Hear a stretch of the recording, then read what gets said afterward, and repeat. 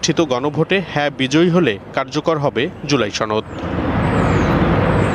জুলাই সনদের 4টি প্রশ্নে একবার মাত্র হ্যাঁ বা না ভোটে সিল দেবেন ভোটাররা। ফলে এসব প্রশ্নে জুলাই সনদ কার্যকর হলে কি কি পরিবর্তন আসতে যাচ্ছে তা সম্পর্কে পুরোপুরি ধারণা পাচ্ছেন না ভোটাররা। জুলাই সনদে মোট 84টি বিষয়ের মধ্যে 47টি সাংবিধানিক আর 37টি আইন বা নির্বাহী আদেশে বাস্তবায়নের। অর্থাৎ হ্যাঁ বিজয়ী হলে 47টি বিষয়ের সংস্কারের জন্য প্রয়োজন পড়বে সংবিধান সংস্কারের। বাকি 37টি কার্যকর হবে নির্বাহী আদেশে। গণভোটে হ্যাঁ বিজয়ী হলে সংবিধানে পরিবর্তন আসবে ভাষা, জাতি ও মৌলিক অধিকারে। বর্তমানে সংবিধানে বাংলা ছাড়া অন্য কোনো ভাষার স্বীকৃতি নেই। জুলাই সনদ কার্যকর হলে প্রজাতন্ত্রের রাষ্ট্রভাষা হবে বাংলা, তবে অন্য সব মাতৃভাষাকেও স্বীকৃতি দেয়া হবে। সংবিধানে বাংলাদেশের নাগরিকরা এখন বাঙালি জাতি হিসেবে পরিচিত।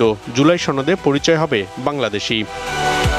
বর্তমানে সংবিধান সংশোধনে সংসদের 2/3 সংখ্যাগরিষ্ঠতা দরকার নেই গণভোটের। জুলাই সনদে সংসদের নিম্নকক্ষের 2/3 এবং উচ্চকক্ষের সংখ্যাগরিষ্ঠতা দরকার, এবং সংবিধানের 8, 48, 56 এবং 142 অনুচ্ছেদ এবং তত্ত্বাবধায়ক সরকার ব্যবস্থা পরিবর্তনের জন্য লাগবে গণভোট।